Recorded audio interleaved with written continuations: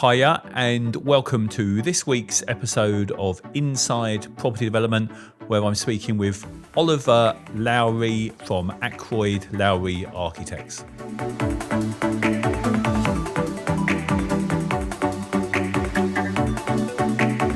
Ollie, thanks for coming. Pleasure. Thank you for having me. So before we start, I usually ask people to introduce themselves, tell me how they got started and what they're up to now. Okay, well, thanks. Great to be here. And I'm Oli Lowrie. I'm director and founder of Ackroyd Lowrie Architects. And that's a business that I started with my co-founder, John Ackroyd, 10 years ago now. And we always saw that business as a bit of a kind of launch pad for other businesses. So we are architects, but I think we sort of identify as entrepreneurs who just happen to be able to design buildings. And so for both of us, we've always felt that architecture is a little bit too siloed.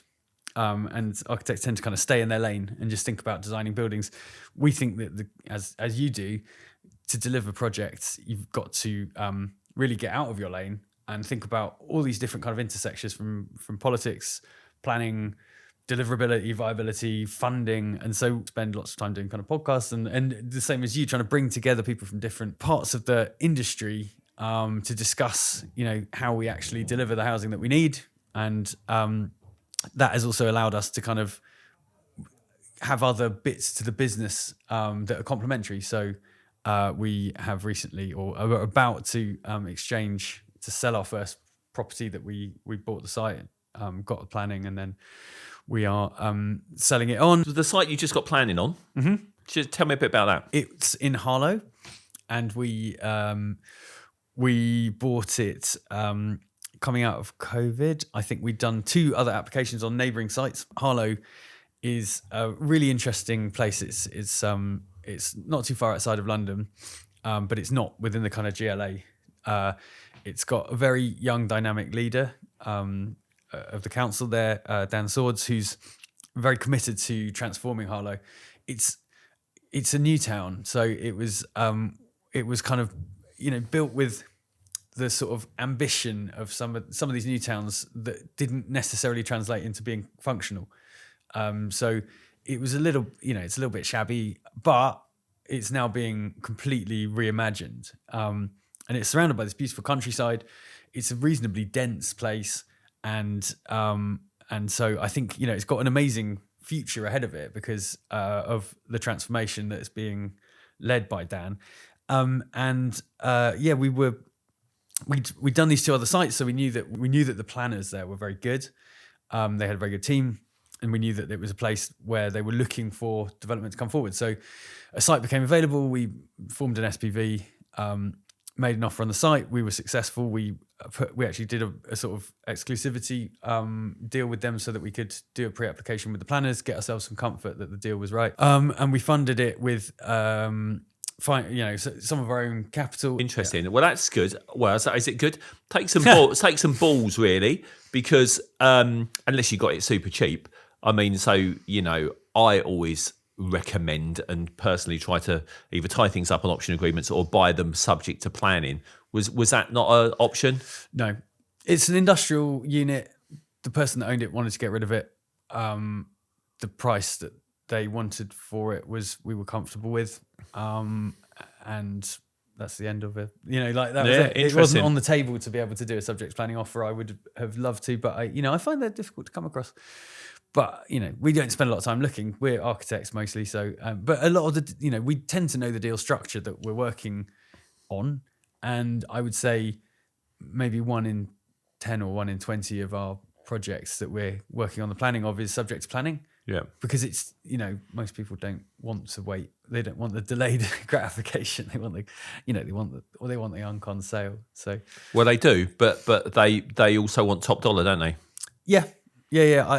I don't know. It's just that's my experience. Interesting. It doesn't happen that Interesting. Often. So what did you get planning for? 53 units. Wow, nice. It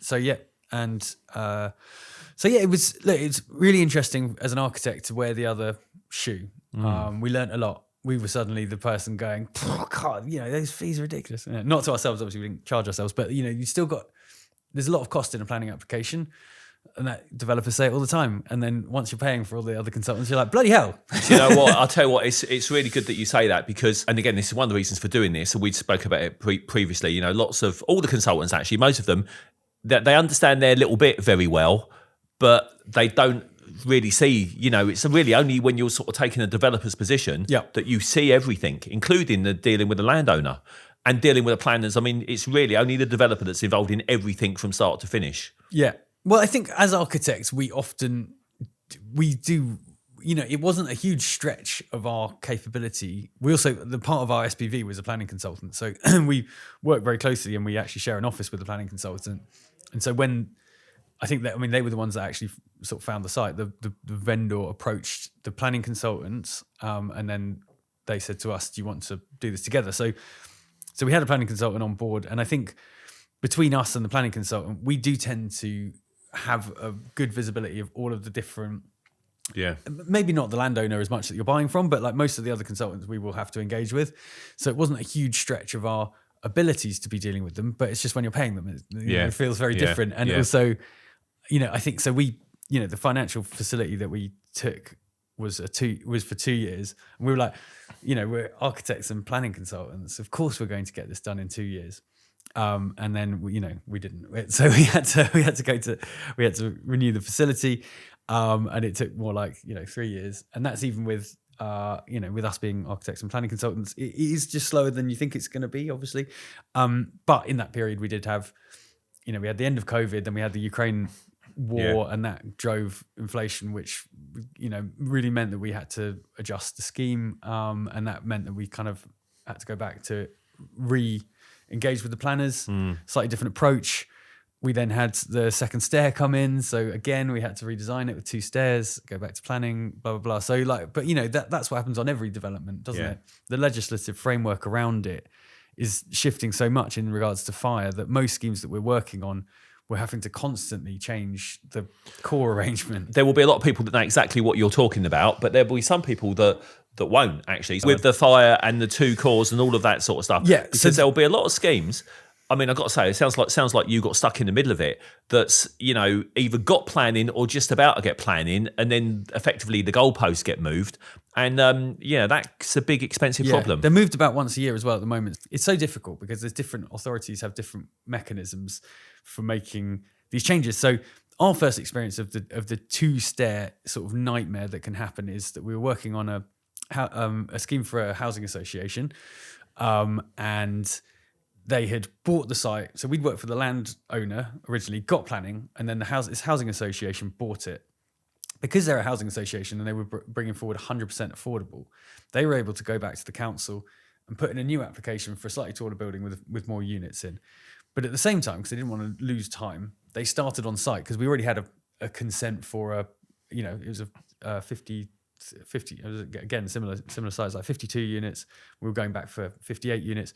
So we started on site, put the piling rig in, and this building was about 30 meters. So it was way over the 18 meter rule. Put the piles in, got the rig off site, and this was all a 1-stair building, which was the current guidance. And we'd implemented it under the building regulations, locking in that moment in time as being, which was, it's a compliant building. Yeah.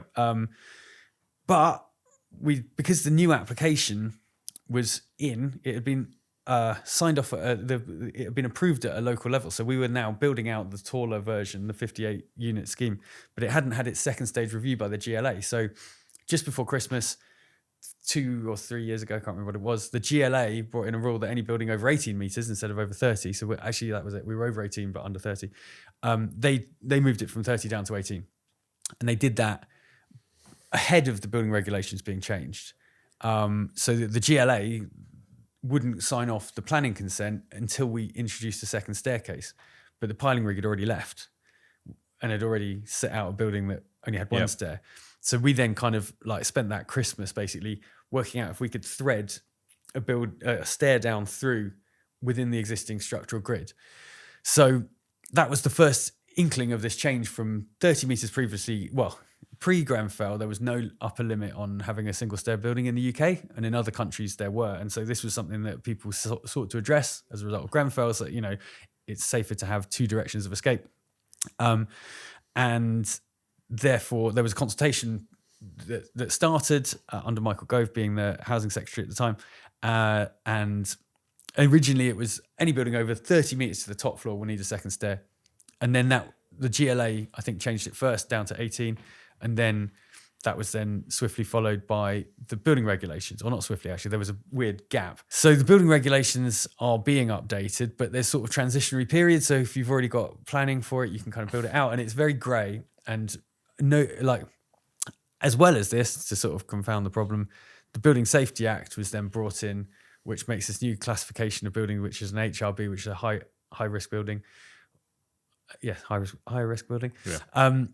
But the trigger point for that is different to the 2 stairs. So the trigger point for 2 stairs is being over 18 metres to the top floor. Trigger point for the BSA applying to you is over 18 metres or 7 stories. So you can now, and we're working on several of these projects where they are HRBs because they're 7 stories, but to the top floor they're under 18 metres. So you can have an HRB with 1 stair, which doesn't make any sense to me that the trigger points aren't the same. But there we go. And so just to top it all off, in October or November last year, a new BS was brought out, BS 9991, which changed the width and the length of stairs, and also meant that you had to have a lift with every stair. And so having already designed all of these cores like a few different times, we've now had to redesign them all again. And, my plea to any government is this does need addressing, but like not in this, this piecemeal application of new legislation on top of legislation that all refers to each other in this very sort of spaghetti way. Like the Labour government, I think, are committed to looking at the Building Safety Act and its implementation, because it has not been a very effective implementation. There aren't enough people in these roles, in the sort of building surveying roles, to be able to sign off buildings in a timely manner. So I think Labour are reviewing it, but what it doesn't need is this creeping change. It needs a sort of holistic view at like, what are we really trying to achieve here? The Building Safety Act at the moment is basically making a lot of developers not want to bother with going over 6 stories. Yeah, absolutely. In terms of like the Gateway 2 things and stuff like that, which you may or may not want to explain in terms of getting that signed off as well. We got massive housing crisis, as we know, and there are situations whereby people have got planning permission, effectively thinking they're ready to go, but all of a sudden they haven't, because there's a whole load of other things that need to be signed off, and there's just not the resources to deal with it. So I heard of a deal that was subject to Gateway 2 instead of subject to planning. So you get the planning, that's fine, but then you've still got to go through the Gateway 2. So what they said is the deal's subject to Gateway 2 as well. So that meant that prior to the sale completing, the vendor had to put it through Gateway 2. It's quite interesting. Yeah. Yeah. So the point is, and again, it's one of the reasons for us like trying to have these conversations. How this ends up, I don't know. Coming up with these rules and regulations for a good purpose, right? No one wants another Grenfell, obviously, but so many people involved are not seeing the bigger picture or realising the implications of what they say and what they do and what they propose. Unintended consequences, I think that's it. And really, it's suppressing the industry in quite a meaningful way. So we actually hosted a breakfast with Sharon Taylor, who's she's one of the housing ministers from the House of Lords, and she was, it was a lot of developers, like large developers and housing associations, kind of sitting around the table saying, look, this is a real problem, and it was received as a message, and I think that there was, it already been conveyed to her by plenty of other people in the industry. So I do hope and expect that Labour will, seek to address this and unlock delivery of high density housing, because it's not going to happen otherwise. No. It's a real problem. It's adding months, if not years, to programs, and that costs multiple millions of pounds on a project. If the scale of the projects that we work on, which is unbelievable. Just out of interest, so jumping back to your one in Harlow, 53 units. How tall was that? That is 11 stories. Oh, so wow. That's why we put the second stair in. We put the second stair in ahead of it actually being required, because we were looking at we were looking at different exits, and one of the exits that we were looking at was like housing associations, and the housing associations had sort of started to self-apply the rules. Once the GLA changed, even though we weren't in London, we thought, let's stick the second stair in to sort of future-proof ourselves. And I think that was the right decision. Okay, so that's interesting. So even for very experienced architects and a planning consultant, actually part of the deal. And now I don't know Harlow, I've never done anything there, but based on what you said, they're a fairly very good planners, good local authority planning wise, and it still took a long time. So that is just part of the issue with planning in general. What did you any learnings or advice, or in hindsight, actually stuff that could have been done to speed things up or improve things?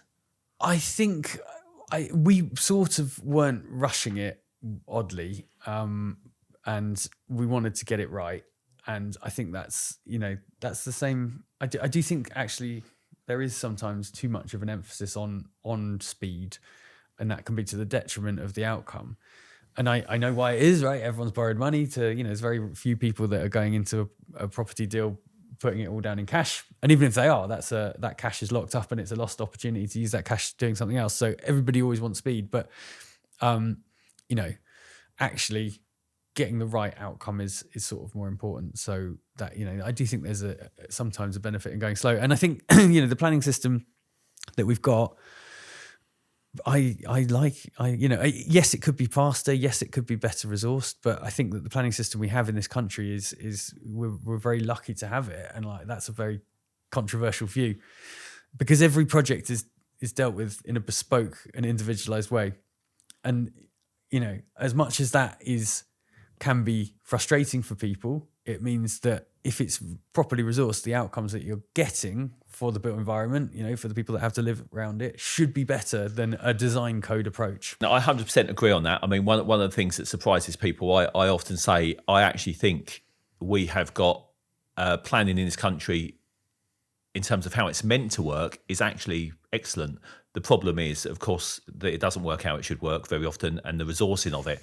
But so I do agree on that. But I just want to jump back on another thing, because one of the things I'm trying to do here is get everyone in the sector, in the industry, understanding the implications of stuff and the unintended consequences, a bit like you talked about previously, of stuff. And, sometimes developers buy stuff unconditionally and the clock is ticking interest-wise.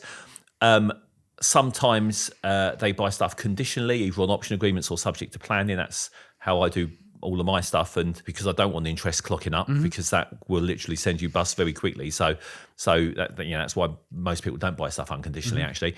But one of the things I think that planners in particular don't realise in terms of the timescales is one of the main issues is landowners and their expectations, and they just don't understand why it takes so long to get planning. So if you've got a subject to planning agreement or an option and it's only 12 months or 18 months or 2 years, if you're lucky, I don't think planners understand, look, if I don't get this done in this time, and I know, plenty of people with situations like that, I've just spent, 20, 50, 100, 200 grand on a planning application, and I'm running out of time, and the landowner's not going to renew the deal, and the whole thing is dead. Yeah. Well, look, I think that's got to be structured in, the days of those of an 8-week determination period are way over.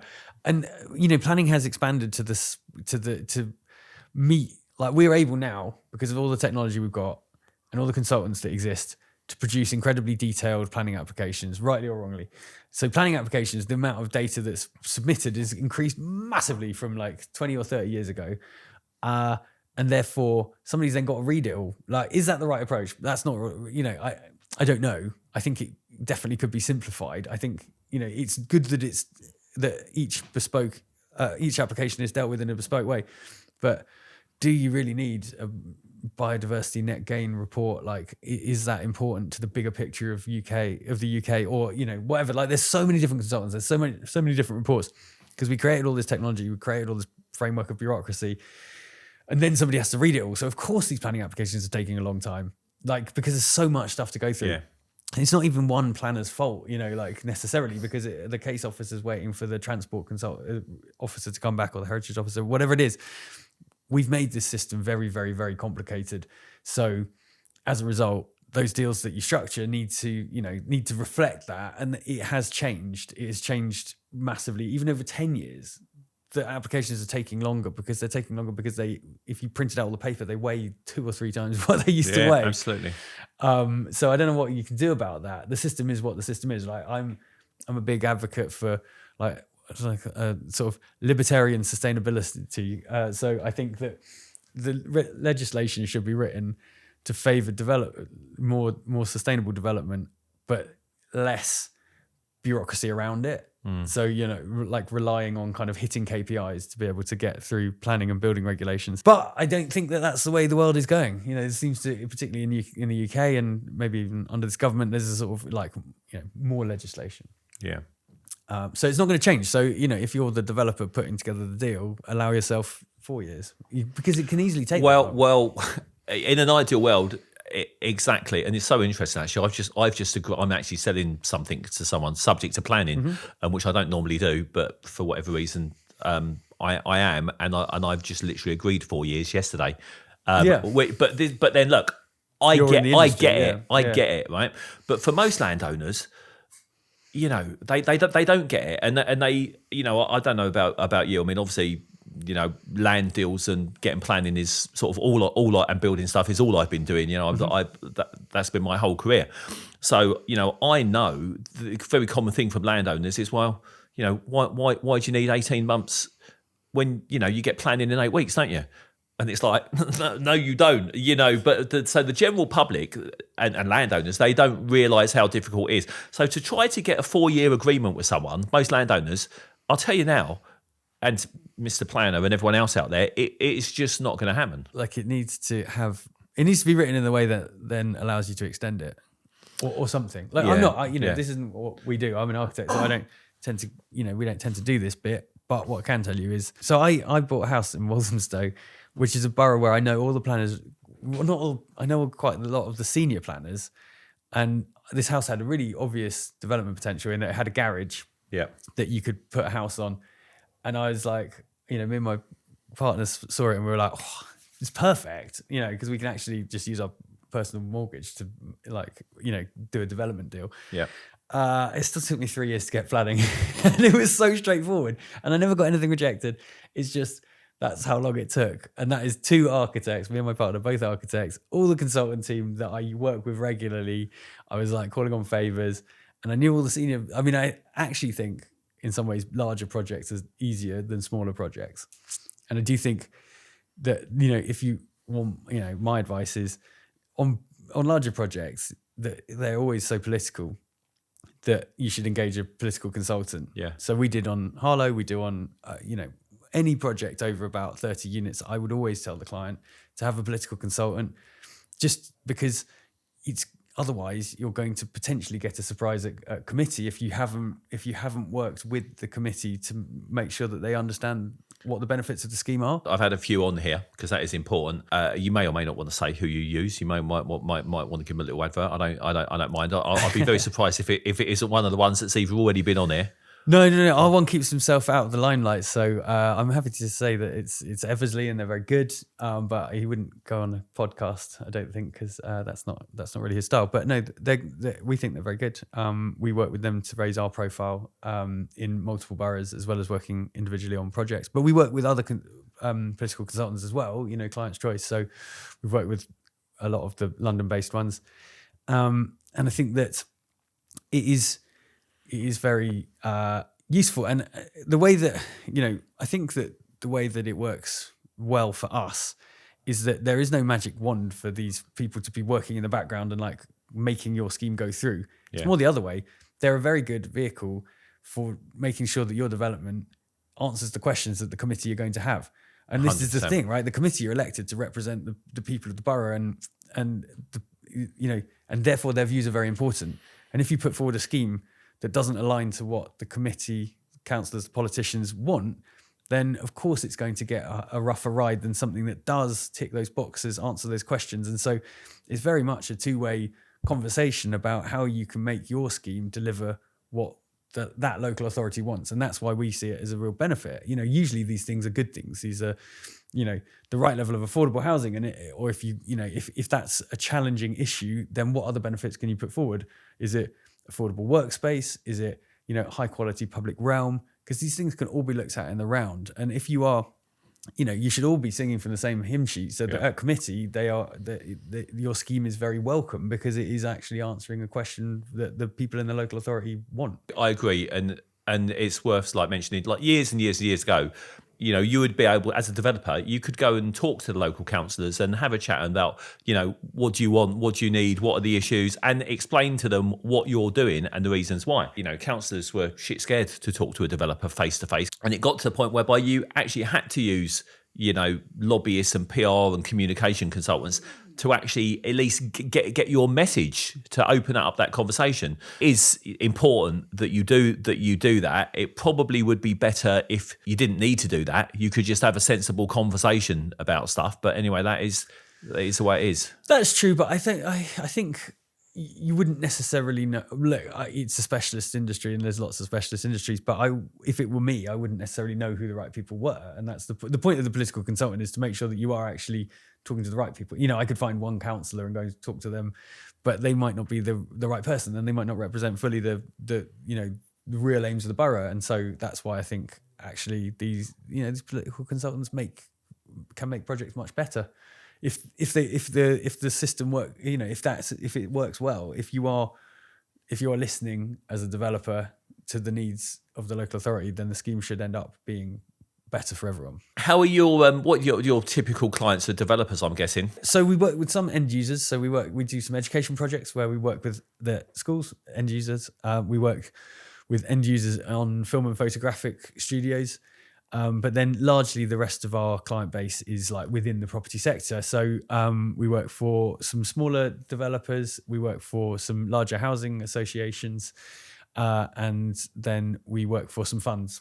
So pension funds, typically. I suppose there isn't a typical site or typical project, but we sort of a bit have there's a bit of a half split between John and I, in that I think this is not exclusive, but I tend to do more of the kind of large scale new build resi, and he tends to do more commercial, more education, and more retrofit. So we're really keen to push, or he particularly is very keen to push the retrofit agenda.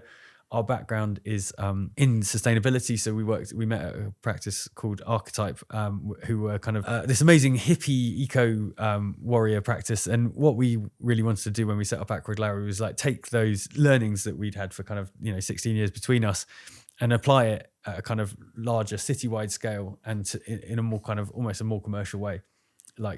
There's a very good reason why sustainability can be used on every project to produce a better ROI, right? Okay, not every project, but we're trying to work with developers to make a series of arguments that will be of benefit to them if they can do things in a more sustainable way. So retrofit's a really obvious one. It's 80% of the buildings that we need for 2050 are already here.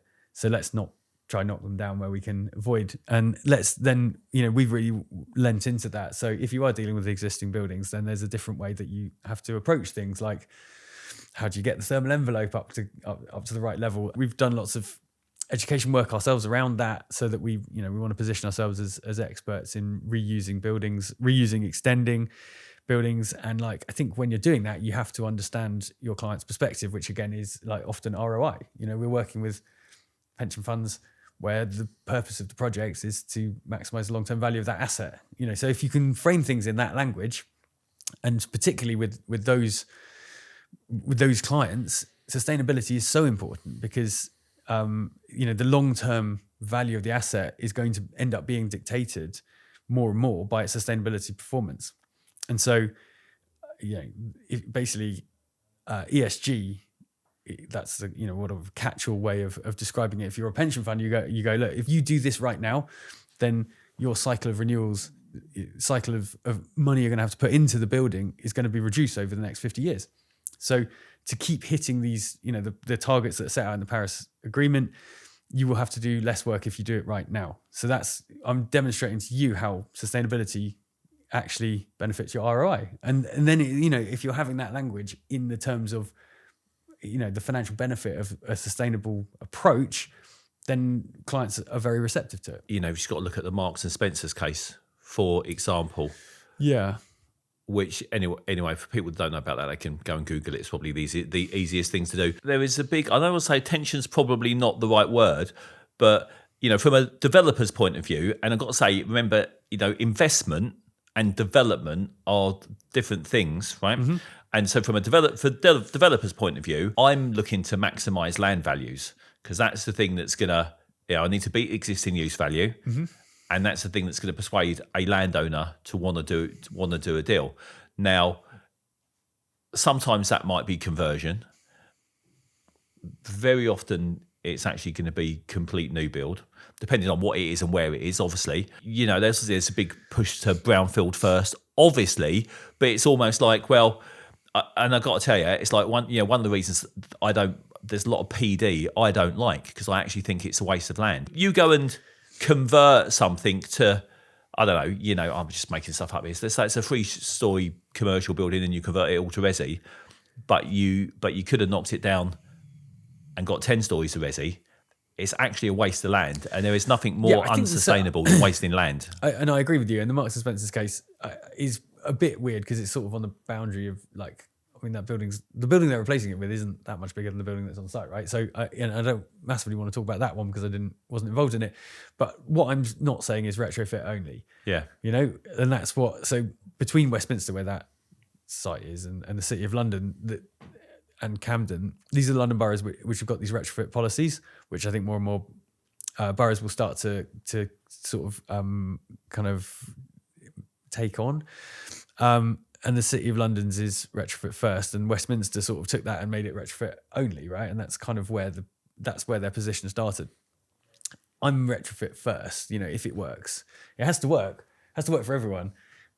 Otherwise it isn't the right thing to do. So we are working on, a couple of schemes where it's sort of 60s, 70s office buildings. Yes, you could convert them, but they are in zone 1, and you can, they're allocated for 20 stories, and there's nothing you can do to make a 5-story office building into a 20-story hotel other than knock it down, and that has to be the right answer sometimes.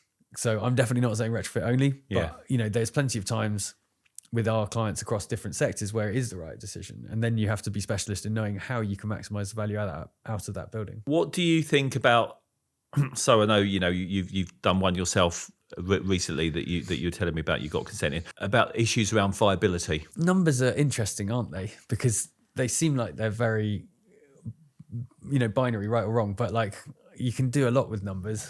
And I think there's definitely times where it's just sort of a matter of timing, isn't it? Like, I mean, there's lots and lots and lots of schemes are unviable at the moment, given X inputs. Does that mean that they're fundamentally unviable?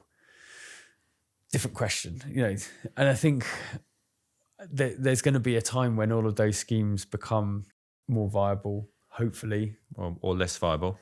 Or less viable. I think... I mean, it depends which way the market moves, but I personally think that the next 3 to 5 years, touch wood, we'll see more of a balancing out. There's been a lot of inflation in the construction industry pricing that hasn't moved through into property, like the price of property, and I think that will become rebalanced. It sort of has to, that cost has to be passed on, but at the moment you haven't got the demand. So I think as soon as you get a bit more buoyancy in the property market, like that inflation will be passed through to the person buying the property. Yeah. And there'll be an equalisation, and then those schemes become more viable. I've got to tell you, I completely disagree. Okay. But who knows, right? Obviously, we don't know. But I definitely want to completely disagree in public, because I don't want, because this will be part of the problem, planners or people saying, oh, well, it's not viable now, but, it will be in X years' time. But no, I've got to make decisions now on a deal. I've got to get it funded now. I've got to, and like, oh, it might be all right in the future. It's like, that is like, well, if it is, then great, and I might make a few more quid and be safe. But if it's not, I'm going to go bust. And like I mentioned to you before, one of my pet things is trying to support and regrow the SME house building industry. And one of the reasons it's got hammered and SME developers continue to go bust all the time. And it's interesting, you mentioned about numbers. Now, I don't know if you are implying that you can bullshit the numbers, because of course you can, right? But I do know that's what lots of local authorities think. They just don't believe I developers. actually didn't mean that. I meant, like, even when you're doing it to yourself, you can make numbers tell you different things. Yeah. You know, like the valuation of anything is a series of inputs, and you can kind of come out with the right or wrong number yourself. You know, like, it's at the end of the day, you're not going to know until you sell it, right? What somebody's going to pay for it. And that is hard. That's obviously where the risk comes. And yes, there is 100%, there is a real viability issue in the industry, particularly when it comes to housing. Housing is way overtaxed. You know, as property developers, you are way overtaxed when you're delivering housing. And it's crazy because you can't have those two thoughts in your head at once, that we're trying to deliver 1.5 million homes, and yet basically every property developer that I know, the last thing they want to do is deliver C3 for sale housing, you know, because it's the one that's the most overtaxed. If they could deliver co-living, hotel, student resi, those three would all be way above on their list of what they want to deliver. And the government needs to address that, because at the moment, why make housing the most taxed? It should be, if you want housing to come forward, make it the least taxed. It's an interesting point. Now, do you do much co-living and stuff like that? Yep, tons. Really interesting. Yeah. All the people that used to do housing are doing all these other things. Well, that I just mentioned. Because property developers are nothing if not resourceful. And, you know, if they look at housing and go, I don't want to do that. I don't want 30, 35 is now like on some people's starting point. We're looking at, you know, schemes where they're like, oh no, 50% because it was once owned by a government or council. It's 50% affordable. Like, what do you expect people to do with that, except for try and look for uses that aren't taxed? You know, introduce a hotel use on that site. No affordable. It only applies to housing, and that seems mad if you want people to bring forward housing, because property developers will build other things. Well, look, they're smart. No, it's not just that. You can only do to build, or, you know, stuff that's going to persuade landowners to sell in the first place. Yeah. And of course, hopefully make a profit and de-risk things as far as possible. You know, the C3 private resi market, what's the point of building stuff if you can't sell it? And then I've got to tell you, I mean, that's probably the biggest problem for developers, private developers at the moment, is stuff either not selling or selling really slow. But as things get more and more unaffordable generally, now if people need to rent and they're getting squeezed into smaller space, that's of course one of the reasons, you know, co-living is a bit of a boom area, I suppose. Well, I work on there's a couple of reasons as well. Like, you don't have any on-site affordable, it's just like what a cash that you give the local authority. It's got a much better yield. Like, I don't think, I'm working on a lot of resi across those sectors that I mentioned. Of the C3 that I'm doing, I don't think any of it is for sale. I think it's all BCR. Yeah. And then obviously the co-living's not for sale, the students' resi's not for sale. So, and that's the the developers are responding to both the market and the legislative framework within which they exist and going, I don't want to do this. Yeah. and that's the one thing that we want, is people to be buying their own homes. I you know, from what Labour have said, but they haven't got in place the conditions to encourage that to happen. Quite the reverse. I can't really see how that's going to change anytime soon either. No, nor can I. I mean, what was like the last thing that really, really incentivized it was Help to Buy. The two problems with Help to Buy is that it basically heated up the bottom of the market. So they just brought house prices up out of the reach of people now that it's been turned off. And it also did just seem to very much just end up directly in the pockets of certain large house builders, who I won't mention the names of. The way that affordable housing works now, we've all got used to it, but it doesn't have to be that way. You know, it doesn't have to be an individualized tax on every development. It could be something that's done in an entirely different way. There could be, you know, government-backed loans to developers to actually bring forward housing. Grant could be better used. I think most schemes that we don't work on a lot of stuff that isn't over 9 units. So it's all the affordable housing's in there. And if you do want developers to deliver it, then I think making grant levels higher and sort of, you know, that money easier to get your hands on, that will be something that changes the viability dial on every project. Because if you didn't care about your affordable because it was already going to, you know, make enough money on it that you were well compensated for it, then you wouldn't mind paying, you know, having 40% affordable on your scheme. I've said many times, like, you know, I grew up in a council house. I would be building 50% affordable housing everywhere if I could, if it was financially viable to do so, and you could get deals to stack up. Yeah. But the problem is, you honestly, most of the time, just can't. particularly as development costs have gone up so much, and of course grant rates have been reduced. Well, exactly. I mean, those are the things that you can do. You know, I did this sort of graph recently for LinkedIn. I know the piggy bank is empty and there is no money, but if you look at what the government does spend money on every year, housing is a very, very, very small part of what it spends money on. But it also does spend £8 million every day on short emergency accommodation for people that have no homes. So that's, you know, B&Bs, hotels, 8 million every single day. And that money, you would imagine that there could be some way of like taking that money, you know, and kind of like saying, well, look, we can borrow against what we're going to be spending every single day to be able to build homes that reduce that bill in the long run. 100%. I did one of these a few months ago with a mate of mine, Dave Hughes, talking about exactly that.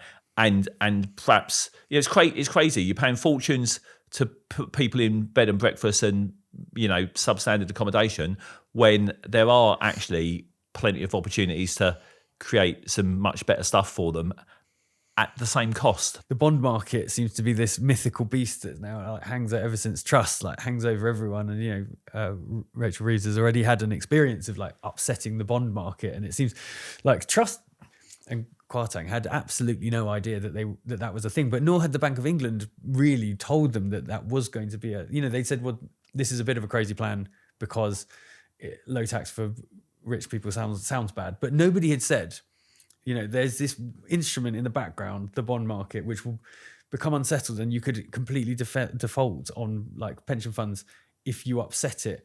And now people are aware of that. It means that everybody is very nervous about, you know, unfunded spending. But this is a thing that we are spending money on every day. And it just feels like there should be some way of getting, you know, money offsetting your future costs against a pot of money. But you know, have you got any ideas? Treasury. What, how to Have you got any ideas? Yeah, but like you might have a clever model. There's got to be a clever model. I don't know what it is. I've been racking my brains. You should interview Michael Keaveney from Granger. Yeah, he's got a few different ideas about how to fund more social housing, and I think they're really interesting. I just design the buildings. Well, let's talk about that a bit then. In terms of building design, what's anything? I'm going to say anything. I'm sure all your buildings are good. Anything you're particularly proud of? Yeah, so we're working on a really cool scheme which is going to committee in March, again, touch wood, which is Camberwell Magistrates Court, which I actually live just around the corner from it. And it's an amazing old 1970s magistrates court. It's quite brutalist, absolutely enormous, very deep floor plans. And I don't know actually. Listed, not listed? No, it's not listed. No, it's sort of like, I think it's a building that people would quite sort of like to hate. It's like quite ugly. Okay. But I find it beautiful. But we're sold by the council to a private developer. And so it comes with that like 50% affordable because it's been once owned by a council. But it's a huge concrete frame and it's actually allocated in the local plan for a knockdown rebuild. And because of viability, that actually was not an option. And so we were kind of brought in to do, to see like, what can you do if you strip it back to that concrete frame, which is massive? What can you do with it? It's got a 2-story basement. It's got areas where there were like holding cells basically before court dates. And it's got these massive kind of windowless, cavernous rooms in the middle of the scheme. And so it's been a real design challenge, you know, can you introduce like uses, residential uses that are going to be able to make use of this very deep plan? And so it's been a very long process. We're very proud of the design. We're actually taking off some stories so that we can build back taller in steel. So we're adding about 6 stories to the top of it.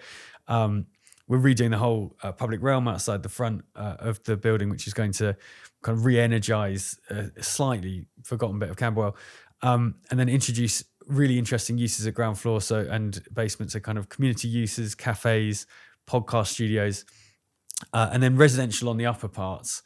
But actually the deep plan, and there were sort of areas which weren't really receiving enough daylight for residential. We were able to introduce a hotel use because the owner of the building actually has a hotel company that he operates, and they're happy to take kind of low light and windowless rooms. They have a kind of these like Zen pods, which are kind of windowless like rooms where you go and you kind of just detach from the kind of, the whatever day to day.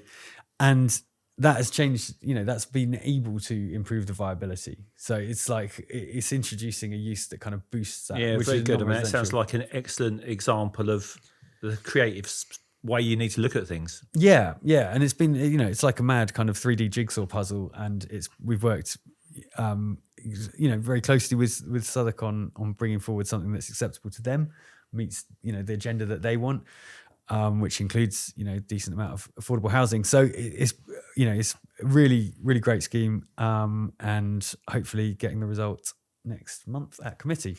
Very good. How long have you been working on that one?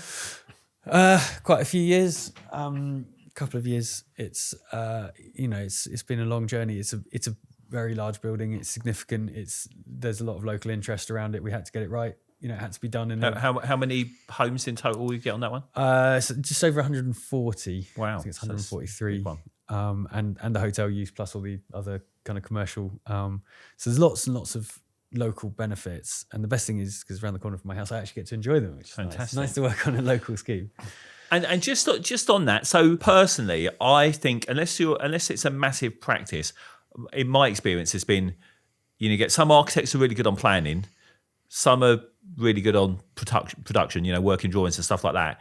And unless you're a gigantic practice that has got everything in house and loads of different people, I don't think actually you get ones that are smaller ones that are experts on both, because it's all so complicated in terms of the regs and stuff. So I don't think you're able to do that anymore unless you want to only do planning. So there's plenty of architects out there who will just now, because of the Building Safety Act, because of the increased responsibility on our shoulders with, like 2-year prison sentence basically dangling over you if you get it wrong, you got to take this stuff pretty seriously. If you want to deliver any projects. So you can't really not be good at delivery and do delivery. This new principal designer role applies to all buildings, not just these HRBs. It's all buildings, and it's mostly falling onto the architects to do that role where you are basically having to say, I am satisfied that all of these other consultants' design work complies with the relevant legislation. You used to just get your building control guy to say that. Now the kind of responsibility is on the architect. So if you're delivering anything, even a house extension, you really need to know what you're doing. And so your technical team needs to be strengthened. So we've got, an entirely separate technical team. So we have, and our technical team is not as large as our planning team, So you do both basically. Yeah, so we do both, but they're separate things. And there's people in the office who will not work on anything stages 1 to 2. They'll pick it up at stage 3 and they'll do 3 to 6. And what the interesting thing is that these the technical heads. Now, architecture's had a problem for a few years with low fees and low salaries. Now, these technical people that are very good at technical design and are happy to really get stuck into the BSA are able to command really quite decent salaries. Not incredible if you were to look across investment banking; they're not like that, or lawyers. But for architecture, they're good salaries if you are really focused and happy to engage in that BSA world. And as a result, architects are going to have to put their fees up. Because it's not like, I think part of the thing about architects is you charge. It's quite competitive, and if you charge too much, your client goes with the cheaper person. But like the whole industry is going to, if they're delivering technical projects, the whole industry is going to have to put their fees up, because the quality of people that you're having to employ is, it's getting harder to get your hands on the really good people, and they're putting the salaries up. Yeah. So it's interesting. It's a time of change. I think as an architect, we've leaned into the Building Safety Act and making sure that we can demonstrate our competencies, because we are going to be more valuable than people that can't. If you can only do planning, you're not going to be that useful. You're going to be stuck only doing planning, and that's great. Maybe you can be really great at it, but if you're going to deliver out anything, you need to demonstrate your competencies.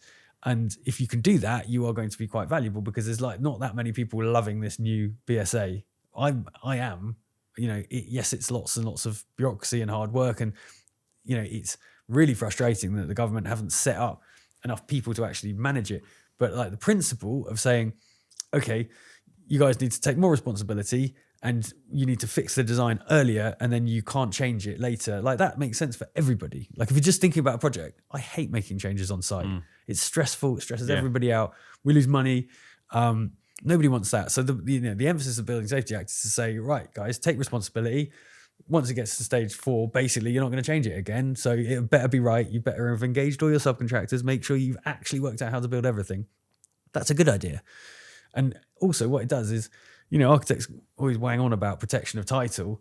This is really protecting their role, it says in PAS 8671, which is the guidance document that goes with the Building Safety Act in terms of what this principal designer role is. It says it pretty much has to be the architect.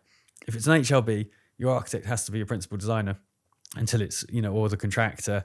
And so that's meaning that you're not getting away from having to have an architect involved, and they are taking a lot of responsibility because they are saying, in my view, this building is compliant, and the structural engineers, are competent enough to be able to do this job. And so it's putting a lot of responsibility on architects, which is going to be priced in, and it's going to mean that architects' fees go up because they are of value. You will not be able to design, deliver buildings without us. And that's, I think, something that we should lean into rather than running away scared from it. Yeah, it's interesting, isn't it? It's like for years, years and years and years ago, the architect was the key person on a project, and then that sort of all changed and got watered down over the years. And I think architects ran away from responsibility, and I think that was the wrong move. And I think I'm trying to make a movement of people running back towards it, and I think that is going to increase our value to the industry. There's so much pressure on getting deals done and maximising land values and meeting landowners' expectations and getting deals to stack up and all the rest of it, that there is pressure on all costs everywhere for everything.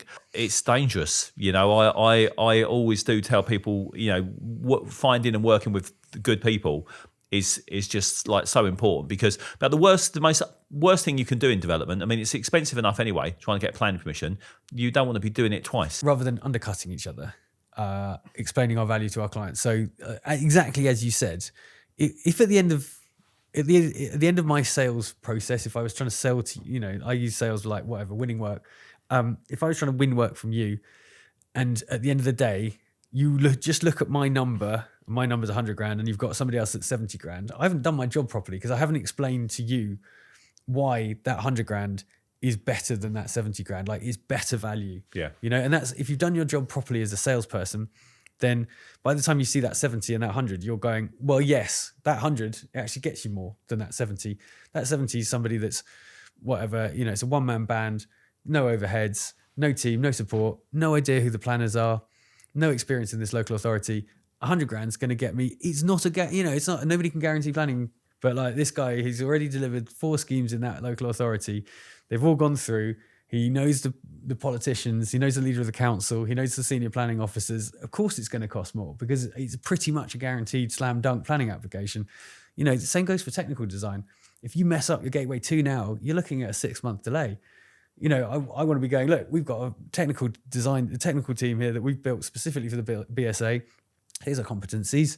We're going to bring in contractors that know what they're doing. We're going to bring in subcontractors that know what they're doing. Of course, my fee's 1.5 times the other person because they probably will fail to get through the Gateway 1. You'll lose 6 months, and that's more than 50 grand. So, that's my thing is like, you've got to explain your value. You can't just let the person look at a number on a piece of paper. Otherwise, of course, they're going to go for the lesser number. I do the same. That's an excellent point. And people do need to understand that you go for the cheap, it's probably going to cost you more anyway. One Not way or always, another. but if the more expensive person has spent the time to explain why they're more expensive, listen. There's usually a reason. Same with planning consultants. There's certain planning consultants that know all of the senior officers, and they're able to have behind the scenes meetings with the senior officers, and you're much more likely to get the outcome you want. Makes sense. Why would you? Why would you go for the one that doesn't know anybody in the council? If you just want to submit the application, you do it yourself. Planning consultants, at the end of the day, the baseline work of a planning consultant is to upload those documents to a publicly available planning portal. That's, anyone can do that, literally anyone. Good planning consultant knows all the officers and is able to sculpt your design or, work with you to make sure that what you put forward is exactly what the officers want. And equally, a good political consultant will then make sure that it corresponds to what the members of the committee want. So if you get those, and a good architect together, your chances of rejection at planning are going to be lower. Now, can you guarantee that every consent goes through? No, because sometimes the planners and the committee don't agree, but you've got to give yourself the best chance. And will that be the cheapest consultant? Maybe, but probably not. And if somebody's got a very decent argument that they're making for why they are more expensive, I think be open to that. So I always try to wrap these things up with a little bit of final advice or things for people to remember. One of them, I would say, is, look, make sure you work with the best consultants, really. You use the right people. What would you say? I think, as you said, that if you buy at the wrong price, you're always in an uphill battle. It's putting that deal together that gives you the right amount of time to be able to get the right result. If you're always rushing, if you bought it at the wrong price, you're always fighting against viability, and you're always going to be trying to get too much on the site, and you're giving yourself a headache. And we do work with developers where you're just like, you're listening, you sit on a pre-app, and the planners say you need to take 2 stories off the top, and you go, okay, well, look, they were very clear, and they're like, well, we can't. Okay. We find ourselves at an impasse here because we can put that application in exactly as it is, but it's going to get rejected. So what's the point? So make sure that you buy it at the right price. And to do that, you probably need to work with an architect and a planning consultant before you buy it, to make sure that you've done a scheme, to know what's realistic. Don't get an idiot architect to say you're going to get a 20-story tower in a suburb. You won't. Get somebody that knows the context, get a planning consultant that knows the context, make sure you've drawn up a scheme. And if it doesn't stack on that basis of that scheme, don't buy the fucking site, because you're always going to be pushing against an impossibility. We're good, but we can't get consents for things that aren't within the realms of possibility. So don't buy at that price, and then don't give yourself 1 year to get planning consent, because it's not going to take 1 year. Everybody knows that, except for you.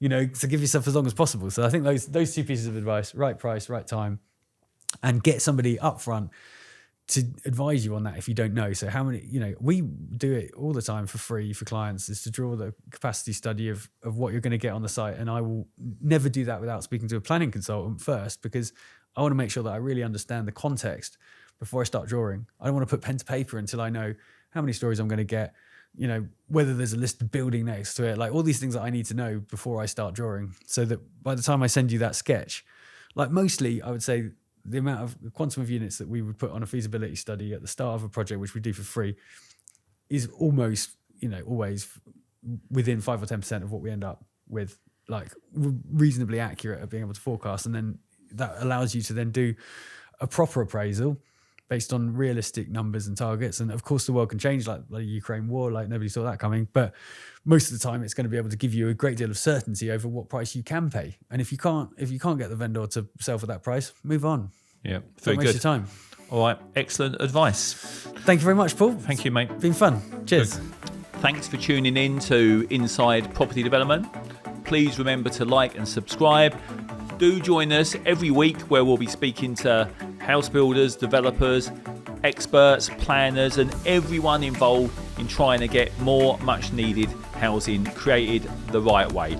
We'll learn together how we can collaborate rather than fight, and by working together we can all help create better places, spaces and homes, and a much more beautiful world.